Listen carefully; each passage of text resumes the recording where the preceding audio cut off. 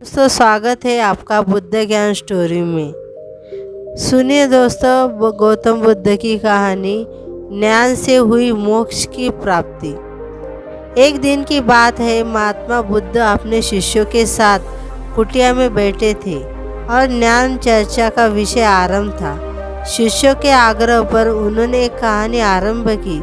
समीर नाम का एक जल्लाद मगध राजमहल के पीछे बने कस्बे में रहता था। वह मगध साम्राज्य का प्रमुख जल्लाद था। उसका सारा जीवन दोषियों को फांसी देने में बीत गया। अब वह लगभग 60 वर्ष की आयु का हो गया था। समीर अब राजकीय सेवा से मुक्त हो चुका था और अपना अंतिम जीवन वह अपने घर में व्यतीत करता था। अपने जीवन काल में किए गए सभी घटनाओं को याद करता और पश्चाताप करता। मेरे हाथों इतने जीवों की हत्या हुई, यही सोच विचार करते हुए वह ना धोकर हुआ। जैसे वह खाना खाने के लिए बैठा, दरवाजे पर आवाज़ आई। समीर बाहर निकलकर देखता है तो एक भिक्षुक उनके द्वार पर खड़ा है, जो जान पड़ता है काफ़ी दिनों की तपस्या के बाद और भूख से व्याकुल है। समीर तत्काल अपना वह भोजन जो सोए के लिए था वह भिक्षुक को समर्पित कर दिया। भिक्षुक की भूख शांत हो गई। भिक्षुक प्रसन्न हुए। भोजन के पश्चात भिक्षुक और समीर दोनों बैठे हुए थे। तभी समीर ने अपने जीवन के लिए गए कार्यों के भिक्षुक के सामने प्रकट किया। समीर ने बताया वह राजकीय सेवा के दौरान उनके कैदियों अथवा अपराधियों को मृत्यु दंड दिया, जिसके कारण मुझे अपने अपराध बोध होता है और ग्लानि के भाव में सदैव ग्रस्त रहता हूँ। भिक्षुक बड़े ही शांत चित्त भाव से समीर की बातें सुनकर और रह कर मुस्करा रहे थे। समीर ने अपने जीवन की प्रत्येक घटनाओं को भिक्षुक के सामने रख दिया।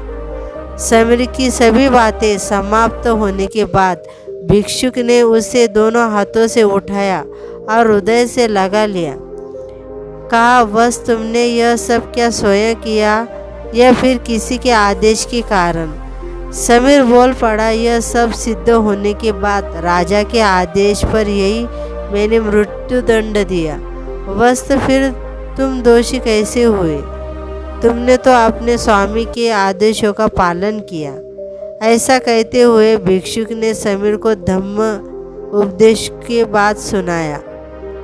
उपदेश पूर्ण कर भिक्षुक वापस लौट गए।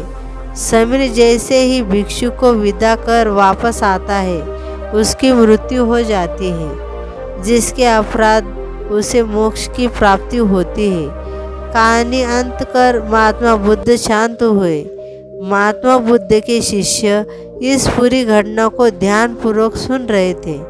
उन्होंने महात्मा बुद्ध से पूछा, जिसने जीवन भर उनकी हत्या की थी वह मोक्ष कैसे प्राप्त कर सकता है? महात्मा बुद्ध मुस्कुराए और अपने शिष्यों को समझाया, जिसने जीवन में पहली बार ज्ञान की प्राप्ति की हो, अंत समय जिसका निकट हो और ज्ञान के शब्द उसके कानों में पड़े, वह मोक्ष की प्राप्ति कर लेता है।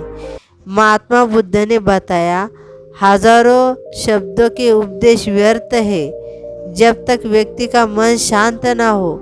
मन शांत होने पर एक शब्द से भी ज्ञान प्राप्त हो सकता है। ज्ञान से ही मोक्ष की प्राप्ति संभव है। धन्यवाद।